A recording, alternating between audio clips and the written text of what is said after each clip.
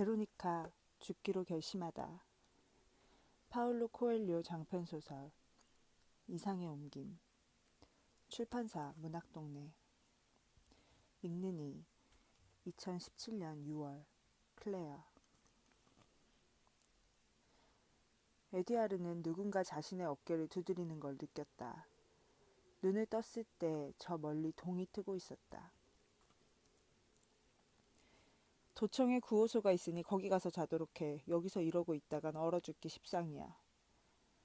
경비가 말했다. 그 찰나의 순간 그는 지난밤에 있었던 모든 일들을 기억해냈다. 그의 품에 뻣뻣하게 굳은 여자 하나가 안겨 있었다. 그녀가 죽었어요. 그런데 그때였다. 여자가 몸을 뒤척이고는 눈을 떴다. 무슨 일이야? 베로니카가 물었다. 아무것도 아니야. 아니, 기적이야. 하루를 또 살 수 있어.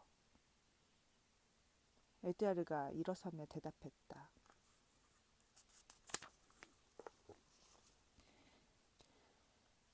이고르 박사가 진료실로 들어와 등을 켜자마자 남자 간호사가 노크를 했다. 해가 점점 더 늦게 떠올랐다.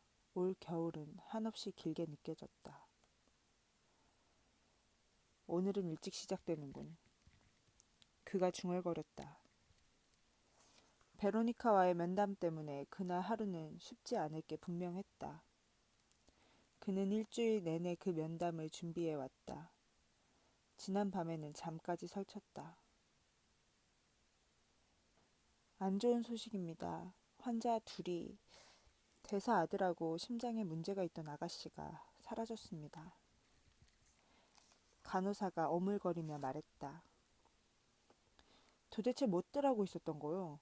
이 병원은 보안 면에서 개선해야 할 점이 한두 가지가 아니었어. 아무도 달아나려 하지 않으니까요. 우린 도망치는 게 가능한지도 몰랐어요.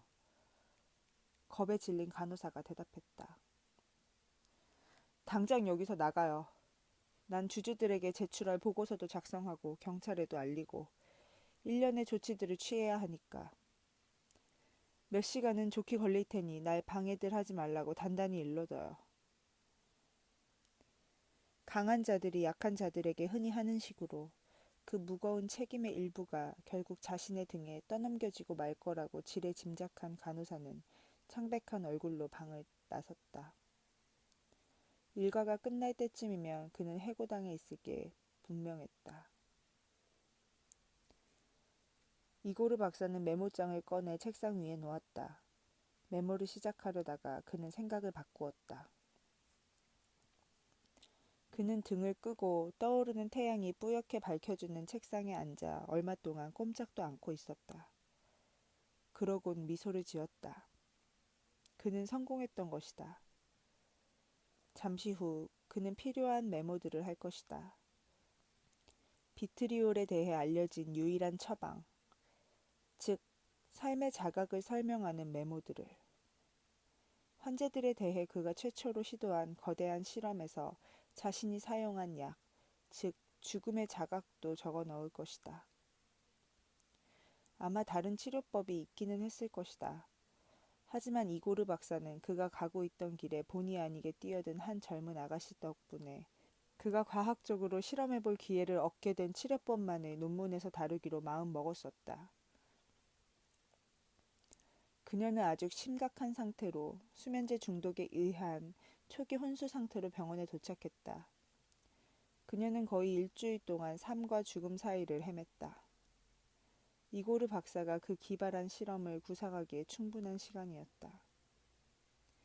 단 한 가지, 그녀가 살아남을 수 있느냐 없느냐 거기에 모든 게 달려 있었다. 그녀는 살아남았다. 심각한 후유증도 돌이킬 수 없는 문제도 없이. 건강을 잘 보살피기만 한다면 그녀는 박사 자신만큼이나 오래, 아니 훨씬 더 오래 살 수 있었을 것이다. 그는 그 사실을 아무에게도 발설하지 않았다. 자살에 실패한 사람들은 조만간 다시 자살을 시도하는 경향이 있다는 걸 알고 있었기 때문이다. 그녀가 자신의 몸에서 비트리올 또는 아메르튬을 제거할 수 있는지 없는지 보기 위해 그녀를 희생양으로 이용하지 못할 이유가 어디 있단 말인가. 이렇게 해서 이고르 박사는 치밀한 계획을 세웠다. 페노탈이라는 약을 그녀에게 투여함으로써 그는 심장 발작 효과를 가장하는 데 성공했다. 일주일 내내 그녀는 그 약이 든 주사를 맞았다. 죽음을 생각하고 자신의 삶을 돌이켜볼 시간이 있었으니 그녀는 몹시 두려웠을 것이다.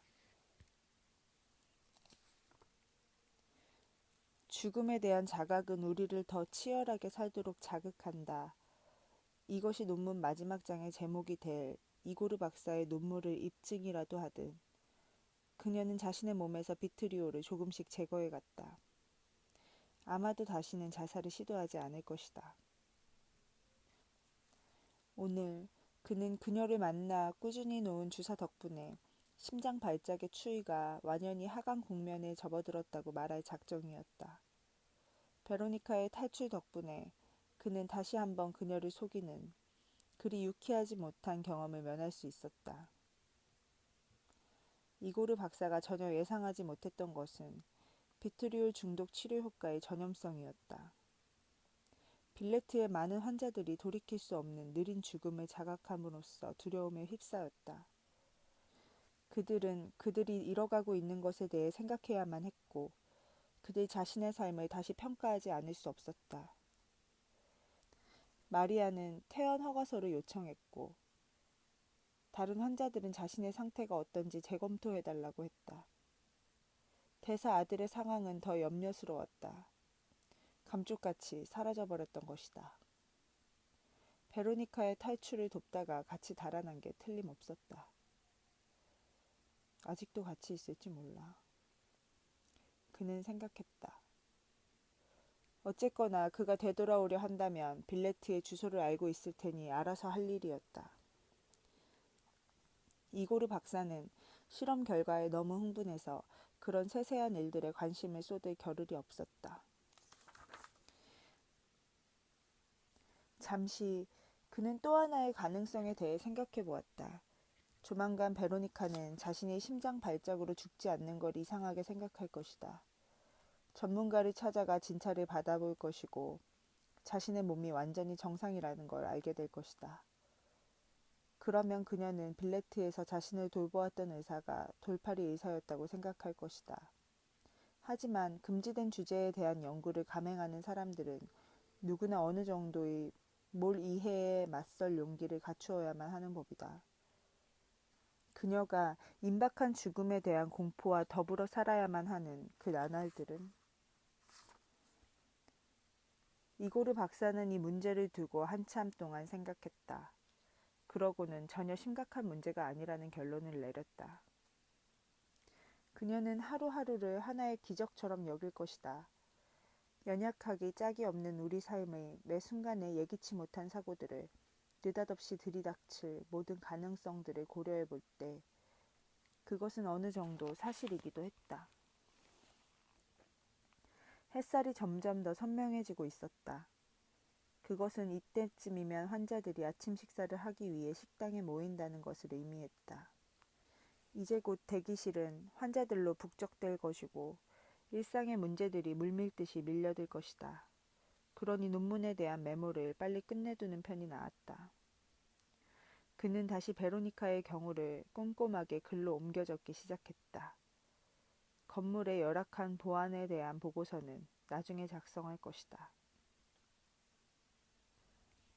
1998년 성 베르나테트 축일 298페이지 베로니카 죽기로 결심하다.